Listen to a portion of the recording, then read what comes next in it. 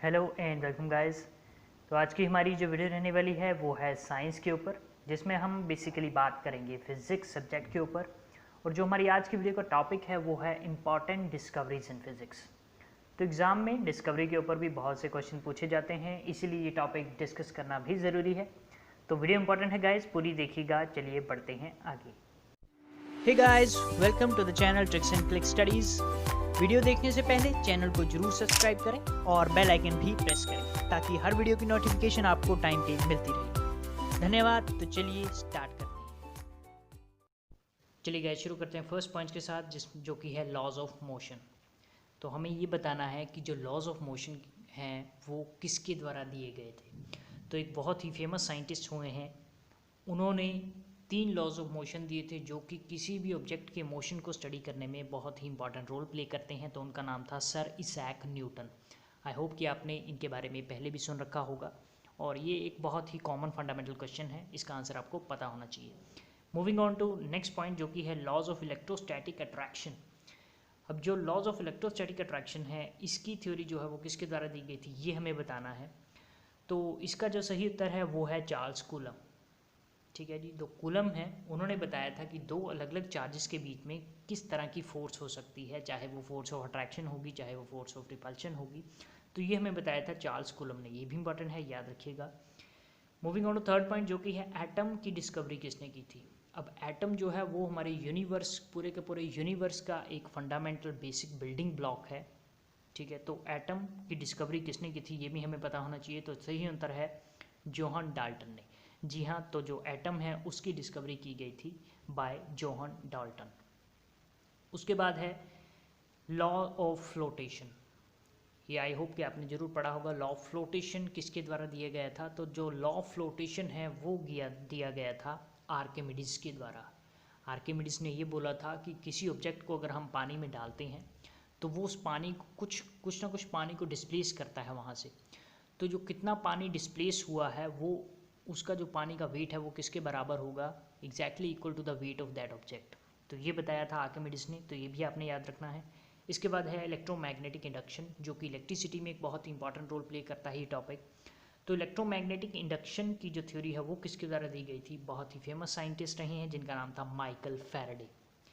जी हाँ दोस्तों, तो इलेक्ट्रोमैग्नेटिक इंडक्शन की जो थ्योरी थी वो दी गई थी माइकल फैराडे द्वारा।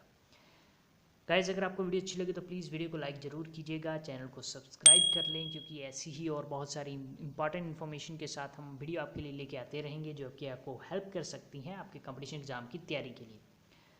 नेक्स्ट पॉइंट जो है हमारे पास वो है डायनामाइट की जो डिस्कवरी है वो किसने की थी। तो डायनामाइट की जो डिस्कवरी है वो की गई थी अल्फ्रेड नोबल के द्वारा। अब अल्फ्रेड नोबल से एक और इम्पॉर्टेंट इन्फॉर्मेशन ये रिलेट करती है कि उन्होंने ही नोबेल प्राइज़ का जो डिस्ट्रीब्यूशन है वो स्टार्ट किया था। अब इसके पीछे एक बहुत ही इंटरेस्टिंग स्टोरी है कि डायनामाइट की जब उन्होंने डिस्कवरी की थी तो डायनामाइट का बेसिकली काम क्या है, डिस्ट्रक्शन करना। तो उनके माइंड में एक चीज़ आई थी कि अगर मैं बॉम्ब की डिस्कवरी कर रहा हूँ तो बॉम्ब तो मुझे कैसे याद किया जाएगा दुनिया में।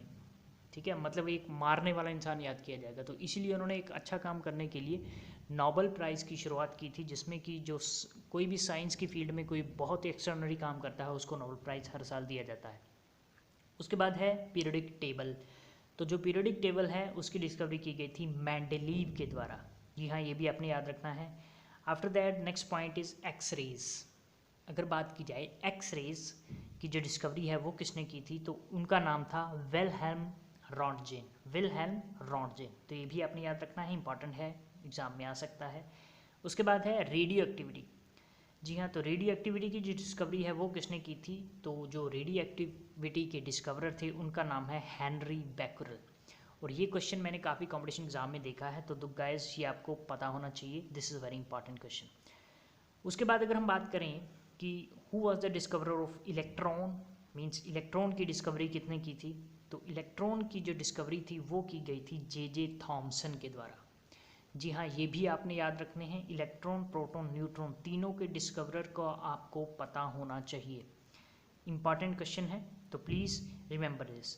इलेक्ट्रॉन की डिस्कवरी की गई थी जे थॉमसन के द्वारा।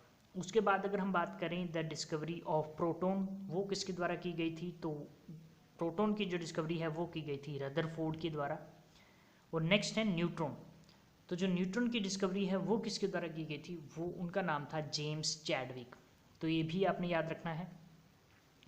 उसके बाद अगर हम बात करें एटॉमिक स्ट्रक्चर, अब एटम का पता चल गया, एटम के अंदर इलेक्ट्रॉन प्रोटॉन न्यूट्रॉन होते हैं, ये हमें पता चल गया, लेकिन उसका जो इंटरनल स्ट्रक्चर है वो कैसा होता है, ये किसने स्टडी किया था। तो इस पे अलग अलग लोगों ने अलग अलग अपनी अपनी थ्योरी दी थी। तो जो मेन थ्योरी है जो हम आज भी स्टडी करते हैं एटॉमिक स्ट्रक्चर के बारे में, वो दी गई थी नील बोहर एंड रदरफोर्ड के द्वारा। जी हाँ दोस्तों, बहुत ही फेमस साइंटिस्ट रहे हैं ये अपने टाइम के। तो इन्होंने एटॉमिक स्ट्रक्चर के बारे में स्टडी किया था, ये आप याद रख सकते हैं। उसके बाद अगर हम बात करें, एक और इम्पॉर्टेंट जो टॉपिक है वो है फोटो इलेक्ट्रिक इफेक्ट। तो जो फोटो इलेक्ट्रिक इफेक्ट है वो किसके द्वारा स्टडी किया गया था, जब वो किसके द्वारा थ्योरी दी गई थी। बहुत ही फेमस साइंटिस्ट हैं जिनको एक एक बच्चा जानता है जिनके नाम को। जी हाँ, तो उनका नाम था एल्बर्ट आइंस्टीन। और एल्बर्ट आइंस्टीन ने ही, अगर बात की जाए प्रिंसिपल ऑफ रिलेटिविटी, तो ये भी आप याद रख सकते हैं कि जो प्रिंसिपल ऑफ रिलेटिविटी है इसकी थ्योरी भी एल्बर्ट आइंस्टीन ने ही दी थी। तो ये थी गाइस हमारी आज की वीडियो। अगर आपको वीडियो अच्छी लगी तो प्लीज़ वीडियो को लाइक ज़रूर कीजिएगा और अपने फ्रेंड्स के साथ शेयर भी कीजिएगा। और ऐसी ही और वीडियो हम आपके लिए लेके आते रहेंगे। Till next video, study hard, be safe be healthy. Thank you very much guys.